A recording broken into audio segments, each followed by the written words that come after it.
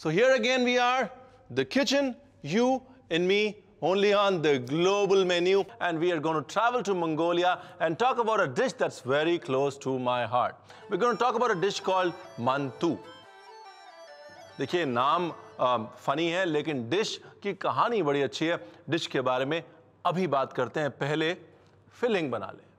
देखिए अभी रिसेंटली जब मैं ऑस्ट्रेलिया में था तो एक अफगानी रेस्टोरेंट में मैंने खाना खाया और वहाँ पे एक बड़ा इंटरेस्टिंग डम्पलिंग था जिसका नाम था मंतू, MANTU। नाम इंटरेस्टिंग था इसलिए मैंने ऑर्डर किया और जब वो मेरे पास आया, डम्पलिंग तो बड़ा जाना पहचाना सा लगा because that dumpling had flavours of India. उसमें खट्टा था, मीठा था, चाट का सा मज़ा था। मैं वापस गया, मैंने थोड़ी रिसर्च करी तो मैंने रियलाइज़ किया कि ये डम्पलिंग जो है मंगोलिया में इन्वेंट हुआ और वहाँ से चलते चलते टर्की तक गया। और मज़े की बात यह है कि मंगोलिया में एक रस्टिक फॉर्म में इन्वेंट हुआ और टर्की तक जाते जाते बिल्कुल बारीक हो गया। टर्की में ये मंतू का मंती बन गया और जो मंती होता है वो बिल्कुल इतना छोटा होता है। तो इतने बड़े डम्पलिंग से इतना छोटा फाइन डाइनिंग ऑटोमन डम्पलिंग बन गया। Mantu has truly traveled and a lot of people say कि Mantu ये जो डम्पलिंग है that's actually the precursor of dim sums। China में dim sum बाद में आए, Mantu पहले आया। Steaming was more prevalent in Mongolia first. Now I don't know how far that is true. I mean a lot of my Chinese friends are going to get upset when they hear that. So Mongolian food is the food of the nomad, the bohemian food as we like to call it. Mongols बहुत सारे tribes में बटे हुए थे. Actually entire Central Asia was split into various tribes, whether it was Uzbekistan, Tajikistan, Mongolia. All these tribes used to fight amongst each other until a great warrior, Genghis Khan, united them and actually built a force strong enough to take over entire Asia Minor. And now Mongolian food for that reason has always been the food of the traveling nomad. यहाँ पर हमने लिया सोक किया हुआ सोया कीमा, उसके अंदर डाला नमक, उसके अंदर डाले प्याज, धनिया और काली मिर्च। और हम अभी रुकेंगे कम से कम 5 मिनट ताकि नमक जो है वो प्याज को नरम कर दे। चलिए जब तक हमारी फिलिंग मैच्योर होती है, अनियंस टेंडराइज होते हैं, हम बनाते हैं स्मोक्ड योगर्ट। हमारे पास ये रहा दही, दही में डालते हैं नमक, काली मिर्च, लॉट्स ऑफ काली मिर्च, और इसके अंदर हम डालते हैं ये बुझा हुआ कोयला। And on top of that we will add butter and we will cover it. दही जो है वो स्मोक का फ्लेवर ले लेगा और उसके बाद हम वो स्मोक्ड योगर्ट यूज करेंगे अपने मांटू के साथ। और दूसरी तरफ बनाते हैं अपने डम्पलिंग्स। यहाँ पर मेरे पास वॉन्टॉन स्किन है। अगर आप वॉन्टॉन स्किन यूज नहीं करना चाहते तो बहुत सिंपल है, आप मैदे को गूंद लें अच्छे से, गर्म पानी और विनेगर के साथ बिल्कुल टाइट गूंद लें और उसके बाद उसको बारीक बारीक पतला पतला बेल लें and your wonton skin replacement is ready. और अच्छे से पानी लगा लेते हैं।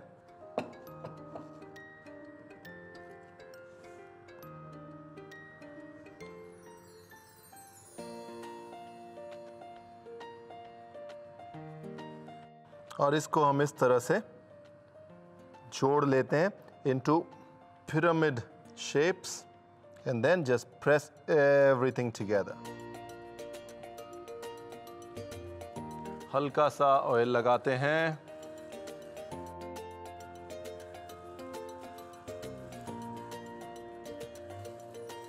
Here we go.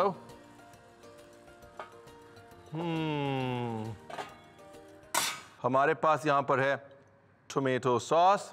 इसके अंदर हम डालेंगे चने। ये काले चने हैं, एक्चुअली चने दाल का भी बहुत इस्तेमाल है। You can use the other lentils as well.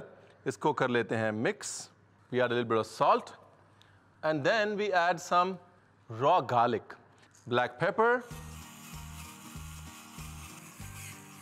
So जिस रेस्टोरेंट में मैंने सबसे पहले मांटू देखा, it was a restaurant in Adelaide called परवाना। और जब मैं सड़क के किनारे से गुजर रहा था, कुछ हिंदुस्तानी दिखने वाले एक लेडी और एक जेंटलमैन वहाँ पे खड़े थे और अंदर गाने बज रहे थे किशोर दा के, मोहम्मद रफ़ी साहब के, मुकेश साहब के। ऑटोमेटिकली मैं खिंचा चला गया सोच के कि ये हो सकता है हिंदुस्तानी रेस्टोरेंट हो, but eventually I realise it was an Afghan restaurant and they had moved from Afghanistan in 1949। उन्होंने उस समय का खाना रिक्रिएट किया था और बहुत सारी सिमिलैरिटीज़ वहाँ पे मुझे दिखी वहाँ के खाने में और हिंदुस्तान के खाने में। And that's where I realise कि बहुत सारा खाना जो है वो मुगलों के साथ, जो मंगोल्स थे बाबर के साथ, हिंदुस्तान आया है अफगानिस्तान होके। हम उसे तुर्क अफगान खाना कह दें या मंगोल अफगान खाना कह दें, but that influence is so much there in our food. It's just that we don't realise, क्योंकि 500-600 साल में वो खाना यहाँ रिफाइन हो गया है और रूप रंग हिंदुस्तान के हिसाब से ढल गया है। बट मुगलई खाना जो है वो कहीं ना कहीं मंगोल खाने की झलक जरूर मारता है। Lovely, here we are, very nice, the dumplings are all ready, time to plate। और बिल्कुल कुछ ऐसी ही प्लेट थी जो मुझे एडिलेड में मिली खाने की। हमारा टमेटो सॉस। मंगोलिया में डिमसम सिर्फ स्टीम नहीं होता, they are also fried and a lot of frying happens for those dim sums in mutton fat. मतलब लैम के फैट में डिमसम्स को फ्राई किया जाता है, but fried dim sums are also very popular. And now let's take out our smoked yogurt. Nice.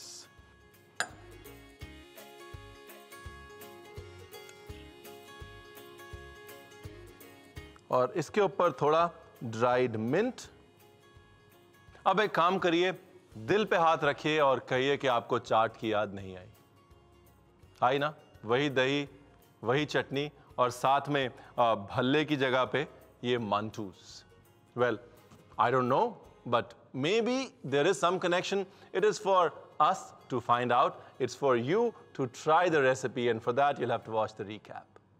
Mantu बनाने की विधि। बोल में डालें सोक्ड मिंस्ड सोया, बारीक कटा प्याज, नमक, काली मिर्च, धनिया और मिक्स करें। दूसरे बोल में दही, नमक और काली मिर्च डालकर मिक्स करें। छोटे बोल में गरम कोयला डालकर दही के बोल में रखें। कोयले पे मक्खन डालकर डुंगर के लिए बोल कवर कर दें। वॉन्टॉन शीट्स के 4 किनारों में पानी लगाकर फिलिंग बीच में डालें और किनारों को समेटकर सेंटर में जोड़ दें। मंटू को स्टीमर में पकने तक स्टीम करें। डिप के लिए टमेटो सॉस में क्रश्ड काले चने डालकर मिक्स करें, फिर डालें लहसुन, नमक और काली मिर्च। सर्व करने के लिए प्लेट में डिप स्प्रेड करके मंटू प्लेस करें और स्मोक्ड दही पोर करें। ड्राइड पुदीने से मंटू को गार्निश करें। मंटू तैयार है।